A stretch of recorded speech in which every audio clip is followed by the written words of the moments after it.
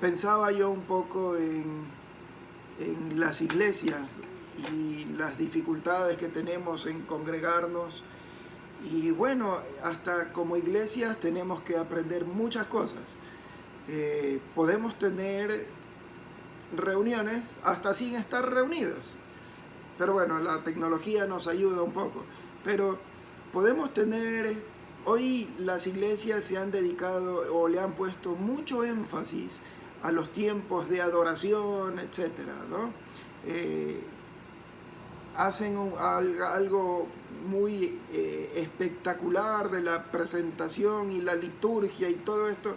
Ahora, en momentos como estos no sirve de mucho esto, ¿verdad? Lo que sí nos sirve es la palabra de Dios, eso no cambia. Hemos introducido y le damos más importancia a la tradición que a lo que realmente es importante dentro de las iglesias. En lugar de la parte espiritual, de la carne, de lo profundo que es la palabra de Dios, le dedicamos muchísimo tiempo a otras cosas que son importantes, pero nos quita el sentido de lo que tal vez es más importante. Ya van a ver a qué me estoy refiriendo. Vayamos al libro de Marcos, capítulo 2, versículos 23 y 24 para empezar. Aconteció que al pasar él por los sembrados un día de reposo, sus discípulos andando comenzaron a arrancar espigas. Entonces los fariseos le dijeron: mira, ¿por qué hacen en el día de reposo lo que no es lícito? Bueno, si miramos, la semana anterior se estuvo hablando un poco de el ayuno y hoy la porción de esta noche es el día de reposo. Temas muy importantes, sobre todo para los judíos y para nosotros también, pero eran temas que resaltaban. ¿Por qué? Porque hacer estas cosas representaban mucho la piedad que tenían los judíos, el compromiso que tenían con Dios, el guardar el sábado, los ayunos. Todo esto hablaban muy bien de las personas que lo hacían, porque estaban en obediencia a las peticiones de Dios. Ahora, viene el Señor Jesucristo y hace las cosas un poco diferentes. Y les dice cosas que más o menos los deja un poquito confundidos a los judíos. Pero analicemos. ¿Tiene algo de malo el ayuno? En lo absoluto. Es algo de entrega, es un sacrificio, es agradable a Dios cuando se lo hace correctamente. ¿Tiene algo de malo el guardar el día sábado o el día de reposo? Tampoco, fue ordenado por Dios, fue una parte de la ley del Señor y significa obediencia y respeto a Dios. Ahora, ¿qué pasa? ¿Cuál era el problema? Los judíos le quitaron, perdieron el sentido, lo que esto representaba, y lo hicieron más importante la tradición que lo que representaba tanto los ayunos como el día de reposo. Se fijaban más en lo externo, en lo de afuera, que en el propósito que realmente tenían estas dos actividades, por llamarlos de alguna forma, ordenanzas de parte del Señor. Entonces se convirtió más importante la práctica que el significado. Y eso era lo que el Señor estaba tratando de enseñarle al pueblo, que no era así, que la práctica no era más importante que el significado. Vayamos por un momento al libro de Lucas. Vayamos al libro de Lucas, capítulo 18. Versículos 9 a 14.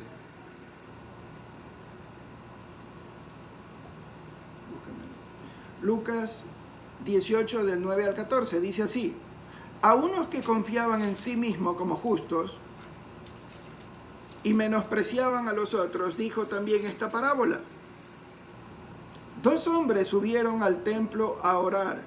Uno era fariseo y el otro publicano.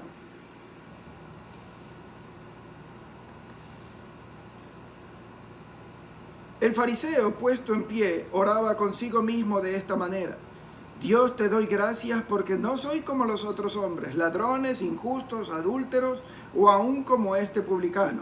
Y observe lo que dice el verso 12 aquí: ayuno 2 veces a la semana y doy diezmos de todo lo que gano. Mas el publicano, estando lejos, no quería ni aún alzar los ojos al cielo, sino que se golpeaba el pecho diciendo: Dios, sé propicio a mí, pecador. Os digo que éste descendió a su casa justificado antes que el otro. Porque cualquiera que se enaltece será humillado, y el que se humilla será enaltecido. Bien, el Señor no está hablando en la porción de Marcos, no está condenando nada. El Señor no vino a eliminar nada. Cuando el Señor habla de los vestidos y los odres, nuevos y viejos, etcétera, lo que nos está diciendo es que no podemos mezclar las dos cosas. Hoy en día las religiones son expertas en querer mezclar todo, ¿verdad? Nos dicen que está bien, Jesucristo está bien, pero que tenemos que guardar el sábado. Otros nos dicen que Jesucristo está bien, pero que hay que seguir con dogmas y con ritos y con tradiciones, etcétera. Cristo es suficiente, y eso tenemos que grabarnos en el corazón. El Señor Jesucristo es suficiente. No podemos querer regresar a la antigüedad, a la tradición, a la ley, a los ritos. El Señor Jesucristo es suficiente. Ahora,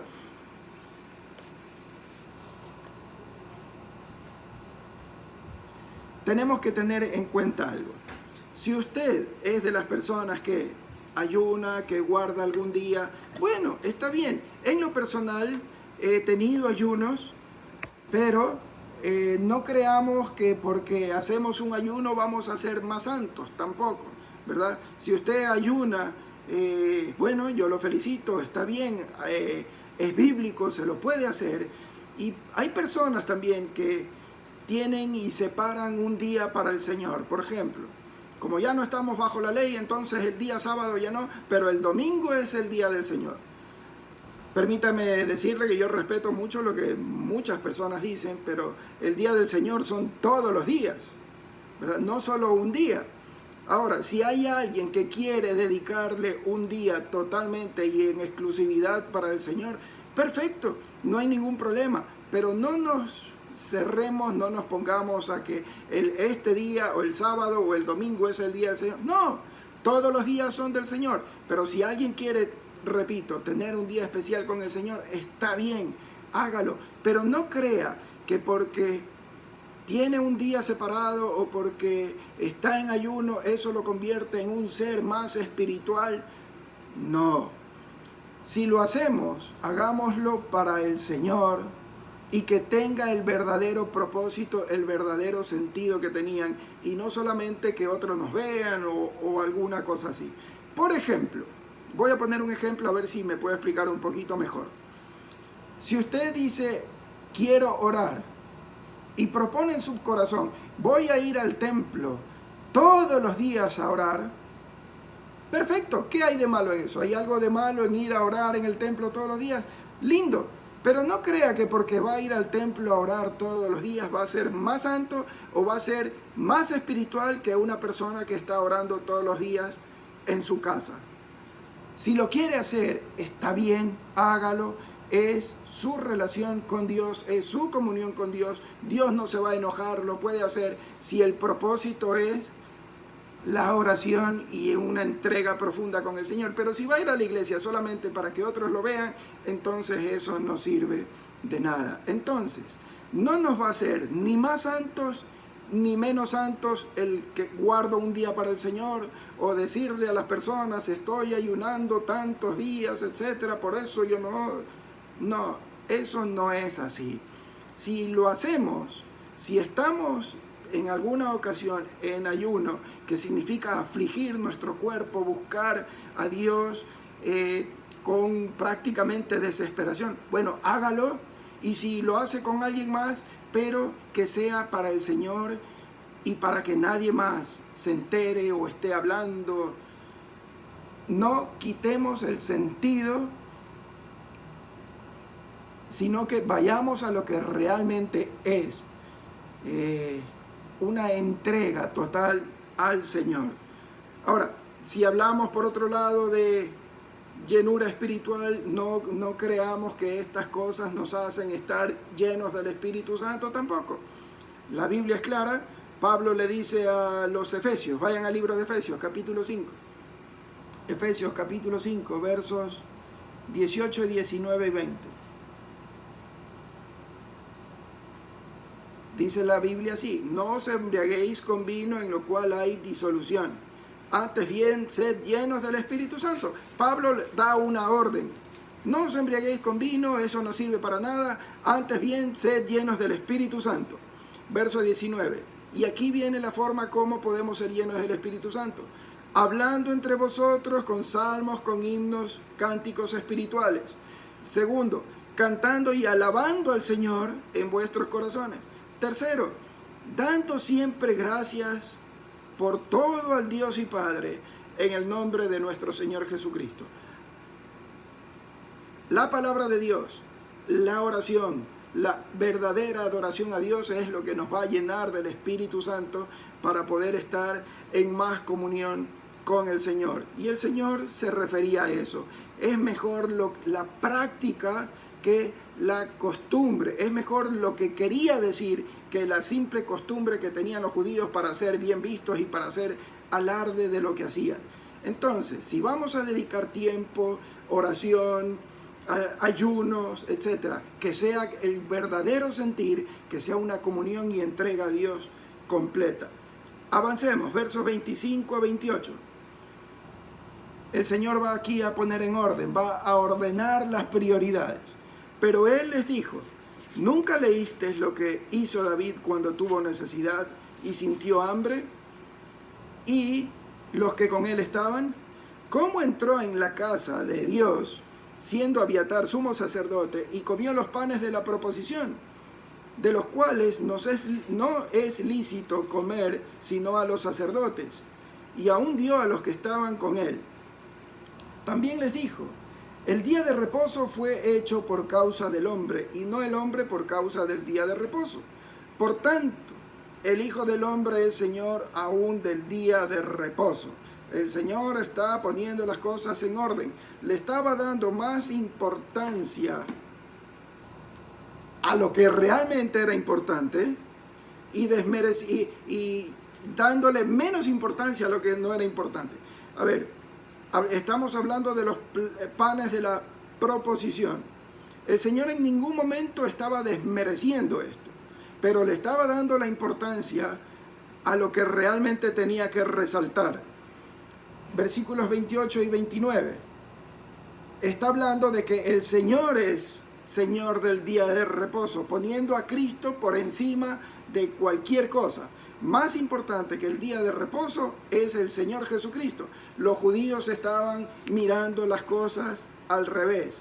Había que poner la prioridad y en orden las cosas, porque los judíos la estaban cambiando.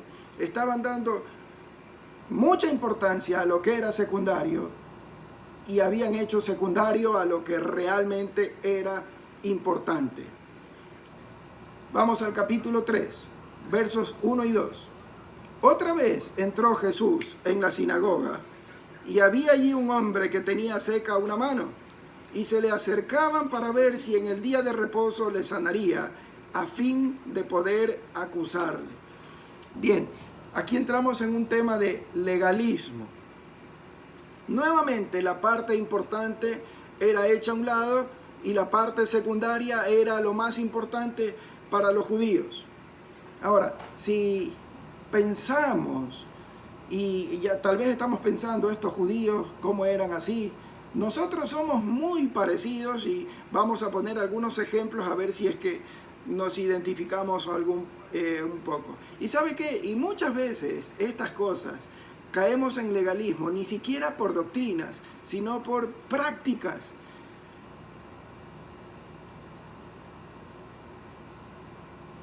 ¿Se ha puesto a pensar usted en alguna ocasión: ay, hoy día empezamos la reunión y no oramos? Hay personas que se fastidian, que les molesta. No, hoy día empezamos sin orar. ¿Por qué? Esto no puede ser así. Que yo sepa, nadie ha escrito un libro de cómo es el orden de empezar una reunión. O bueno, algunos tal vez tengan muchas costumbres, pero en la Biblia no está. ¿Qué pasaría si algún día llegamos a la iglesia y nos encontramos que lo primero que tenemos es el mensaje y las canciones las dejamos para el último? Muchos se van a incomodar, nos molestan cosas que realmente no tienen mucha importancia y las que realmente son importantes las queremos poner en segundo plano. Alguien dirá alguna vez, a mí me lo dijeron alguna vez, ay, el pastor no ha venido a predicar con corbata, y se ofenden muchísimo porque no hay una corbata. Hay otros en cambio que se ofenden porque, ay, solo viene con corbata. Nunca vamos a estar felices, y en cosas sencillas nos enojamos mucho. Algunos dicen, ay, es que hace demasiados chistes. Empezamos a ver todo. Pasó en alguna ocasión que un hermano dice, ay, se pasa toda la reunión en el celular. Y no busca en la Biblia, sino que solamente pasa mirando el celular. Y lo que pasa es que el hermano estaba leyendo su Biblia en el celular. Pero somos rápidos para juzgar. Todo nos molesta. Nos empezamos a fijar en los pequeños detalles, en las cosas que no tienen importancia, y las hacemos a un lado al Señor, que realmente tiene importancia, por estas cosas que realmente no lo tienen. En alguna ocasión al Señor Jesucristo le dijeron, ¿cuál es el primer mandamiento? Y la respuesta del Señor fue, vaya al libro de Mateo, capítulo 22. Mateo, capítulo 22, verso 37. Jesús le dijo, amarás al Señor tu Dios con todo tu corazón y con toda tu alma y con toda tu mente. Este es el primero y grande mandamiento. Y el segundo es semejante, amarás a tu prójimo como a ti mismo. Y escuche bien lo que dice el verso 40. De estos dos mandamientos dependen toda la ley y los profetas, del amor a Dios y del amor al prójimo. Dejémonos de estar buscando, perdón por la expresión, a lo mejor a algunos no les va a gustar tampoco, la quinta pata al gato. No nos pongamos a mirar los pequeños detalles. Concentrémonos en el amor a Dios, en el amor al prójimo. Eso es lo que Dios espera de nosotros. Amor. Le voy a dar, ¿sabe lo que es un proverbio? Un proverbio es un consejo. Vamos al libro de Proverbios, capítulo 10, versículo 12. Libro de Proverbios, capítulo 10, verso 12. El odio despierta rencillas, pero el amor cubrirá todas las faltas. Mire, si usted ama a los hermanos, va a dejar de mirar los pequeños detalles que a lo mejor a usted no le agradan, y puede ser que a otros sí. El amor cubre multitud de pecados, dice el apóstol Pedro. El amor cubrirá todas las faltas, dice el proverbio. Debemos aprender a mirar a los hermanos con amor.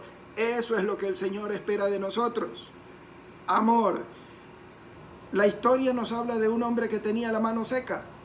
Para estos judíos que estaban criticando al Señor por las cosas que estaba haciendo, este hombre de la mano seca, no tenía ni el menor valor ni la menor importancia. Lo único que querían era acusar al Señor de lo que iba a hacer en un día sábado, prefiriendo la ley, la tradición, la costumbre, porque si hubiera sido como ley, bueno, el Señor lo ordenó, pero preferían su rito, lo que para ellos era más importante, no el sentido real de para qué fue el día, sino lo que ellos querían ver, y se pusieron a criticar al Señor, y no solo a criticarlo, sino que querían terminar con él. Verso 5, avancemos, verso 5. Entonces, mirándolos alrededor con enojo, esto me llama mucho la atención.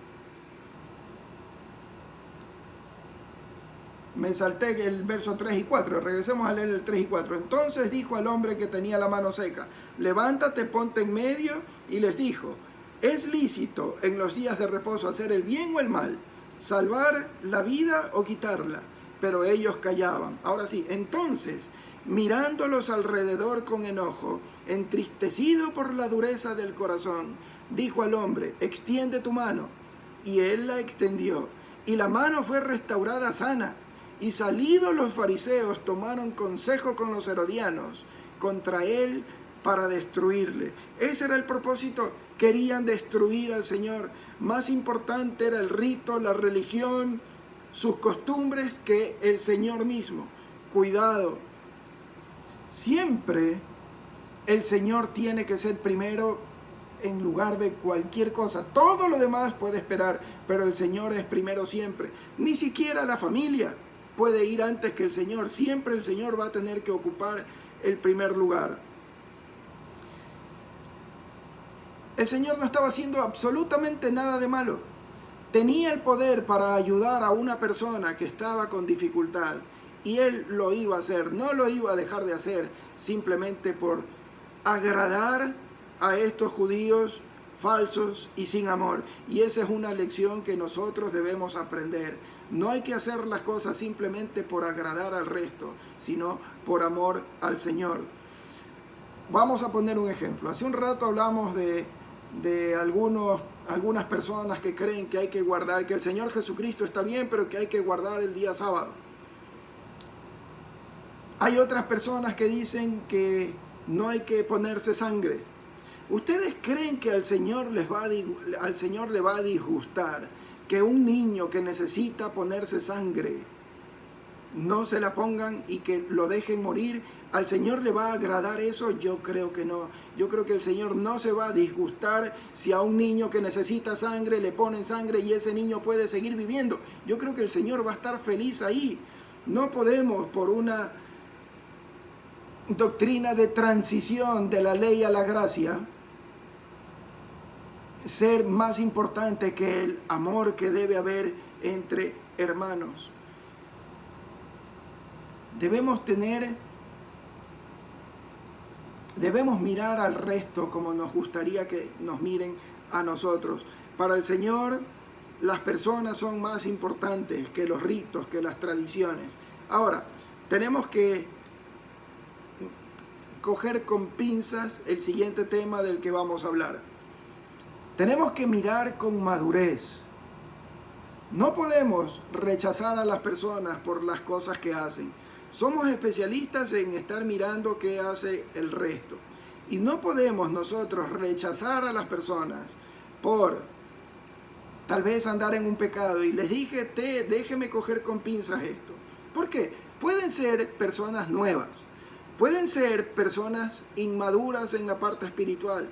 Pueden ser, y con la disculpa del caso para los jóvenes, porque los jóvenes muchas veces son inexpertos, y no quiero criticar a los jóvenes, pero la experiencia nos ayuda a hacer mejor las cosas, ¿verdad? Y muchas veces el ser inexperto me hace involucrarme en cosas en las que no debo andar. Y también los incrédulos. No podemos estar mirando todo lo que la gente hace.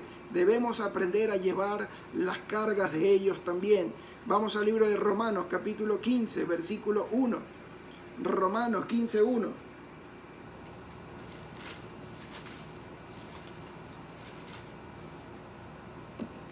Dice así: así que los que somos fuertes debemos soportar las flaquezas de los débiles y no agradarnos a nosotros mismos. Debemos pedirle al Señor que nos ayude a ayudar a los que son débiles y están cayendo, tal vez por inexperiencia, tal vez por inmadurez, tal vez porque son nuevos y porque son incrédulos.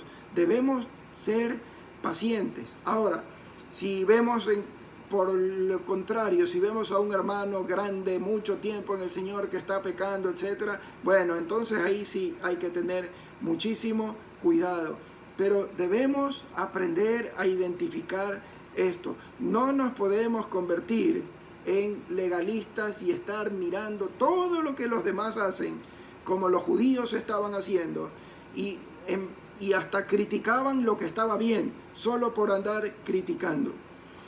Romanos 14:13. Busquemos Romanos 14:13. dice así el apóstol Pablo: así que ya no juzguemos más los unos a los otros, sino más bien decidid no poner tropiezo y ocasión de caer al hermano. Debemos aprender a mirar más con amor y saber discernir bien. Ahora, miren el verso 5 lo que dice: entonces mirándolos alrededor con enojo, entristecido por la dureza del corazón. Cuidado, estamos mirando sin misericordia y estamos mirando con dureza y nos estamos convirtiendo en legalistas. Yo estoy convencido de que no todas las personas son llamadas a disciplinar. Tengas muchísimo cuidado. No se convierta en juez cuando el Señor no lo ha invitado a hacerlo. El que debe juzgar es el Señor. Y si hay autoridades que son las que están encargadas para disciplinar, aún entre ellos deben ver, no todos tienen la capacidad de hacerlo. La disciplina en la iglesia, un tema difícil, pero bueno, estamos hablando del libro de Marcos, hay que tocarlo, ¿verdad? Muchas veces se ha criticado, en la iglesia no hay disciplina. Otros dicen, ay, qué duros que fueron con esa disciplina a tal hermano. Nunca va a haber contentamiento, no siempre todos van a estar de acuerdo, ¿verdad? ¿Sabe? En la iglesia sí hay disciplina y debe haber disciplina, pero muchas veces hemos tenido que ser fuertes con algunos hermanos, especialmente a hermanos ya grandes, mayores, pero sin perder de vista el amor que hay que tener. Si en algún momento usted dice, pero no se disciplina, bueno, puede ser que por ignorancia no haya habido disciplina. No porque no se ha querido hacer, sino que en muchas ocasiones los líderes son los últimos en enterarse de cosas que han ocurrido. Así que puede ser que por ignorancia no se ha hecho algo. Y por último, muchas veces hay que medir los errores, pero con la vara del amor. Hay que pensar en el dolor que podemos causar a la persona que va a ser disciplinada, pero no por esto no se la va a disciplinar. Siempre el Señor tiene que estar primero. Si hacemos las cosas simplemente por agradar al hombre, entonces dejaríamos de ser siervos del Señor, y estoy hablando de parte de los ancianos. Dejaríamos de ser siervos del Señor si no ejercemos disciplina. Mire lo que dice el apóstol Pablo a los Gálatas. Gálatas capítulo 1, versículo 10.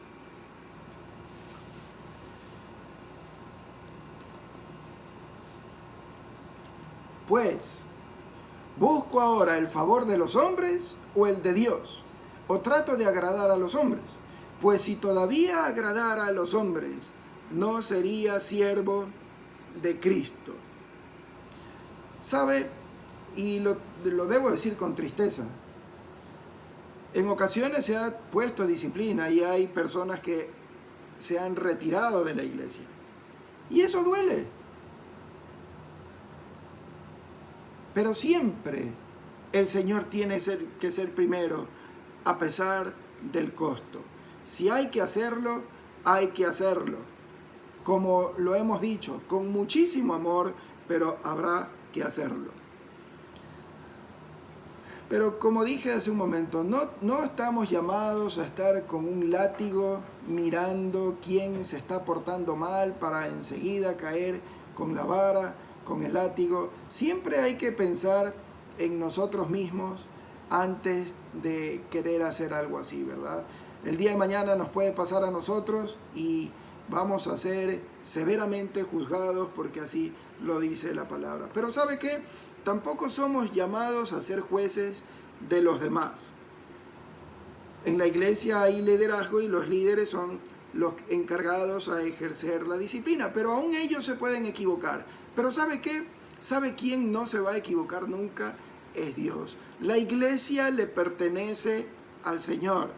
Y si alguna persona está en pecado o algo así y no ha sido disciplinado, Bueno, el Señor se va a encargar de esa persona. Nosotros no tenemos que andar preocupados por la disciplina de la iglesia. Nosotros ya tenemos bastante con hacer las cosas bien para el Señor, con cuidarnos a nosotros mismos para agradar a Dios con nuestra vida. Dejemos a Dios las cosas que son de Dios y que Él se haga cargo de lo que Él tiene que hacer. Miren lo que dice el libro de Gálatas, capítulo 6, verso 7. Gálatas 6, 7 a 10. No os engañéis, Dios no puede ser burlado, pues todo lo que el hombre sembrare, eso también segará. Porque el que siembra para su carne, de la carne segará corrupción, mas el que siembra para el Espíritu, del Espíritu segará vida eterna.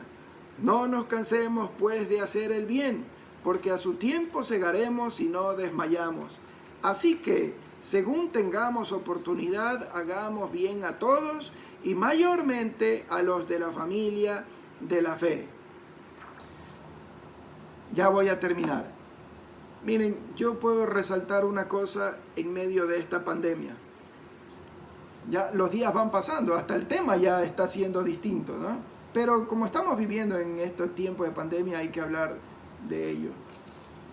Yo he podido ver, yo he podido mirar, observar y escuchar del amor entre los hermanos en la iglesia.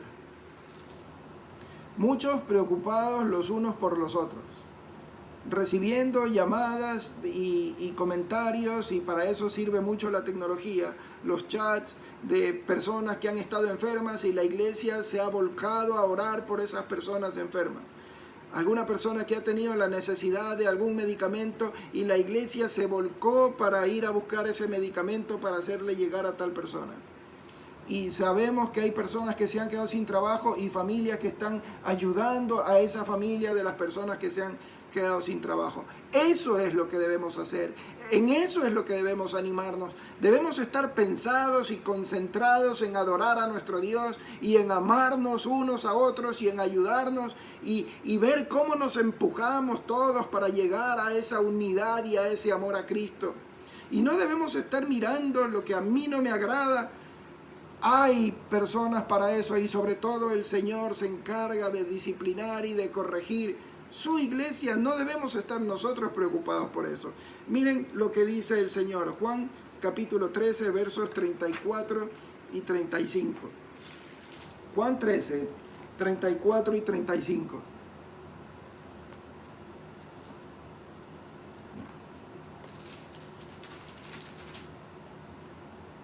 Un nuevo mandamiento os doy, que os améis unos a otros como yo os he amado, que también os améis unos a otros. En esto conocerán todos que sois mis discípulos, si tuviereis amor los unos con los otros. El Señor Jesucristo nos ha llamado a amarnos. El Señor Jesucristo nos ha llamado a sobrellevar las cargas los unos de los otros. El Señor Jesucristo nos ha llamado a orar unos por otros, a estar felices con los que están felices y a llorar con los que lloran. No somos enemigos entre nosotros, somos hermanos y Cristo es nuestro Padre. Ayudémonos, todos agarrémonos las manos y vamos caminando hacia el Señor Jesucristo. Y si alguien se está quedando, entonces agarrémoslo más fuerte o pongámonos atrás y empecemos a empujarlo para que pueda llegar a la meta, a Cristo el Señor. Saquémonos la ropa de jueces, saquémonos el corazón duro que nos hace mirar y criticar al resto y juzgar al resto. No hemos sido llamados para eso. El Señor es un Dios de orden y Él sabrá poner orden y disciplina en su iglesia porque la iglesia es de Él. Nosotros debemos ser humildes, mansos, buenos de corazón, sanos de corazón y caminar todos juntos hacia el Señor. Y ojalá que no se quede ni uno solo de nosotros, sino que con nuestra ayuda con nuestro amor, con nuestro ánimo, levantemos a cada uno de los hermanos de la iglesia para que cuando Él venga podamos estar todos juntos allá y decirle: Señor, hemos sido una iglesia fiel, una iglesia que podrá haber tenido muchísimos errores, una iglesia que podrá haber fallado en muchas cosas, pero que nos hemos amado y sobre todo te hemos amado a ti y hemos respetado tu palabra. Y aquí estamos, Señor Jesús. Hermanos queridos, en esto conocerán que sois mis discípulos, que os améis los unos a los otros. Vamos a orar. Bendito Dios, tu palabra es alimento. Tu palabra nos desafía cada día. Señor, quítanos de la mente el querer ser mejores que otros. Quítanos de la mente el creernos mejores que otros. Solo tú eres digno, bendito Señor Jesucristo. Y nosotros, y entre nosotros no nos ayudamos. Ayúdanos, Dios, a mirar a los hermanos como tú los miras. Ayúdanos a mirarnos unos a otros con amor, y si alguien está cayendo, Dios, ayúdanos a levantarlo. Y si alguien solamente está estorbando, y si alguien quiere dividir o hacer algo así, Dios, que liderazgo, y si el liderazgo nos encarga, que tú te encargues, bendito Dios, porque es tu iglesia. Y ayúdanos a los que somos líderes a estar despiertos y atentos para sobrellevar a los débiles y para ahuyentar a los lobos rapaces. Pero Señor, descansamos en ti y en tu palabra, porque tú nos amas y tú estás pendiente de nosotros y tú tienes toda la autoridad, y ante ti nos postramos y te declaramos el Señor de nuestras vidas. Ayúdanos a llegar todos juntos ante ti, bendito Dios, en el nombre del Señor Jesucristo. Amén.